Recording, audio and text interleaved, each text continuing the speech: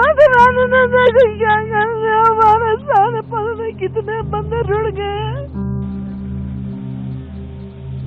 अचानक से बाढ़ आ गई, इन लोगों को पता ही नहीं चला, पूरे ये जो स्थानीय जो लोग हैं इनको पता नहीं चला। हमने जो देखा दृश्य वो बहुत बुरा था। जम्मू कश्मीर के किश्तवाड़ जिले के चिशौती गांव में 14 अगस्त को बादल फटने के 5 दिन बाद भी तबाही का मंजर जस का तस है। एनडीआरएफ की टीमें और स्थानीय प्रशासन जेसीबी और भारी मशीनों की मदद से मलबा हटाने और लापता लोगों की तलाश में जुटे हैं। हर कोने से उठती धूल और गाद की परतें इस बात की गवाही देती है कि चिशौती अब सिर्फ एक गांव नहीं बल्कि त्रासदी का गवाह बन चुका है। सुबह 9:30 बजे से लेकर रात तक गांव में खोजी दस्ते लगे रहते हैं। एनडीआरएफ अधिकारी बताते हैं कि भारी पत्थर और मलबों के बीच कई लोग अब भी दबे हो सकते हैं। इस अभियान की निगरानी सीधे उपायुक्त और जिला प्रशासन कर रहा है, लेकिन धीरे धीरे यह उम्मीद खत्म होती जा रही है कि कोई जीवित बाहर निकलेगा। जगह जगह खड़ी जेसीबी मशीनें और हाथ में फावड़े लिए स्थानीय लोग प्रशासन की मदद कर रहे हैं। गांव वाले सुबह होते ही घटनास्थल पर पहुंच जाते हैं।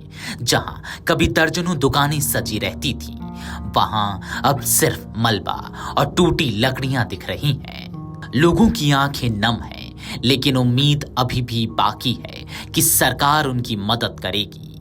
उनका कहना है कि सिर्फ राहत और अनाज नहीं बल्कि अस्थायी घर और रोजगार चाहिए। हमारे पास अब अपना घर नहीं है, जमीन कीचड़ में दब गई और कारोबार बह गया है। हमें नई शुरुआत के लिए बसाया जाए। गांव की महिलाओं का यही कहना है। आपदा में माता मचैल मंदिर मार्ग का पुल पूरी तरह बह गया। उस पर फंसे लोगों तक पहुंचने के लिए सेना ने अस्थायी पुल बना दिया है।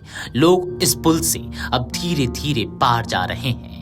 हादसे के बाद दूसरी तरफ फंसी मोटरसाइकिलें और सामान भी सेना की मदद से निकाल लिया गया है। लेकिन गांव वाले कहते हैं कि यहां दोबारा मजबूत पुल बनाने में करोड़ों रुपए खर्च होंगे और यह जल्द होना चाहिए। सुबह 11 बजे के बाद चिशौती में नेताओं की आवाजाही बढ़ जाती है। भाजपा विधायक और नेता प्रतिपक्ष सुनील शर्मा ने यहां डेरा डाल रखा है। उन्होंने वादा किया, जब तक घर नहीं बनते मैं चिशौती नहीं छोड़ूंगा। भाजपा प्रदेश अध्यक्ष रविंद्र रायना ने भी केंद्र सरकार से मदद का भरोसा दिलाया।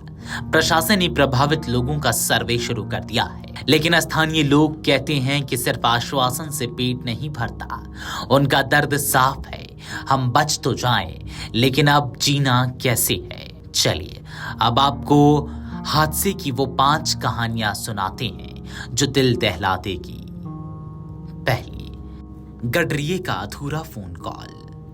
हादसे के वक्त पहाड़ पर मौजूद एक गडरिये ने सैलाब आते देखा और गांव के एक परिचित को फोन मिलाया, लेकिन सामने वालों ने फोन नहीं उठाया। सैलाब को गांव तक पहुंचने में 5 से 7 मिनट लगे। अगर फोन उठ गया होता तो कई जानें बच सकती थी। दूसरा, नूडल बना रही महिला और ढई दुकान। माता मचैल मार्ग पर नेपाली महिला की छोटी सी दुकान थी। हादसे के वक्त वह नूडल बना रही थी। दुकान में ग्राहक भी थे। ऊपर से मकान मालिक ने उन्हें चेताया, लेकिन वे बाहर निकल पाती उससे पहले ही दुकान मलबे में समा गई। तीसरी कहानी, पुल पर डालना था लेंटर, उससे पहले ही बह गया। मचैल माता मंदिर तक सड़क जोड़ने के लिए नया पुल बन रहा था। 18 अगस्त को लेंटर डालने की तैयारी थी, लेकिन 14 अगस्त को आई आपदा ने पुल बहा दिया। अब उसके अवशेष तक नहीं बचे। चौथी कहानी, मेहनत पर फिरा कीचड़। स्थानीय व्यापारियों ने ऋण लेकर मेले के लिए दुकानें सजाई थी। यह उनके साल भर की कमाई का वक्त होता है, लेकिन सैलाब ने सब बहा दिया। किसी को भी सामान उठाने का मौका नहीं मिला। अब वे कर्ज चुकाने और रोजगार के लिए परेशान हैं। पांचवी कहानी, ढाबे में बैठी भीड़ और बढ़ता सैलाब। विमला नाम की महिला का ढाबा मेला मैदान के सामने था। हादसे के वक्त लोग खाना खा रहे थे। अचानक सैलाब बढ़ता दिखा और भगदड़ मच गई। ढाबा गाद में दब गया। विमला किसी तरह बच निकली, लेकिन उनका सब कुछ तबाह हो गया। चिशौती का हर घर अब एक त्रासदी की कहानी कहता है, कोई अपना कारोबार खो बैठा, कोई परिवार का सदस्य। 5 दिन बाद भी मलबे से चीखें सुनाई नहीं देती, लेकिन आंखों में आंसू और दिलों में दर्द साफ दिखता है। सरकार और प्रशासन की चुनौतियां सिर्फ मलबा हटाने तक सीमित नहीं है।